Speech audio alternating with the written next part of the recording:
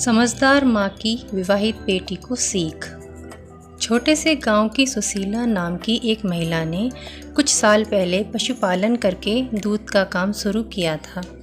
अपने काम की शुरुआत उन्होंने 2 पशुओं से की। दूध निकालने और फिर दूध बेचने के काम खुद ही करती थीं।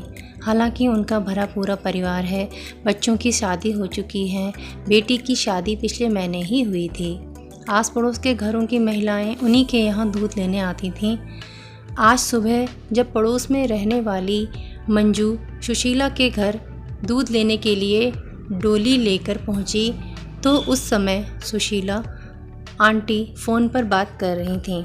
अतः मंजू ने कुछ क्षण रुकना ठीक समझा और सुशीला आंटी ने रुकने का संकेत भी किया तो वह रुक गईं। सुशीला आंटी की बातें पास ही बैठी मंजू के कान में भी पड़ रही थीं। वह अपनी उस बेटी से बात कर रही थी जिसकी शादी पिछले महीने ही हुई थी। वह कह रही थी, देखो बेटी, मायके की याद आती है ठीक है, लेकिन वह घर अब तुम्हारा है। तुम्हें अब अपना सारा ध्यान अपनी ससुराल की खुशी के लिए लगाना है और बार बार फ़ोन मत किया करो। सबसे चोरी छुपे तो बिल्कुल भी नहीं। जब भी यहाँ फ़ोन करना तो सास या पति के सामने करना। पति की खुशी में ही पत्नी की खुशी होती है। तुम अपने फ़ोन पर मेरे फ़ोन का इंतज़ार कभी मत करना। मुझे जब भी बात करनी होगी तो मैं तुम्हारी सास के या दामाद जी के नंबर पर फ़ोन करूँगी, तब तुम भी बात करना। बेटी, तुम्हारी शादी हो चुकी है, अब ससुराल में हो। छोटी छोटी बातों पर तुनकना छोड़ दो, जिम्मेदार बनो, सहन शक्ति रखो। अपना घर कैसे चलाना है, तीज त्यौहार कैसे करने हैं, ये सब अपने सास से सीखो। हर घर के अपने तौर तरीके होते हैं।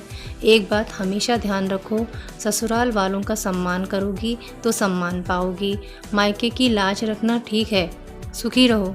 सुशीला की यह सारी बातें सुन रही मंजू ने प्रशंसा के भाव में कहा, बेटी को बहुत सुंदर समझाया आपने। सुशीला बोली, बहन, माँ को बेटी के परिवार में अनावश्यक दखल नहीं देना चाहिए। उन्हें अपने घर की बातों को भी बिना मतलब इधर उधर नहीं करना चाहिए। उस घर कोई समस्या हो तो समस्या का हल खुद ढूंढो।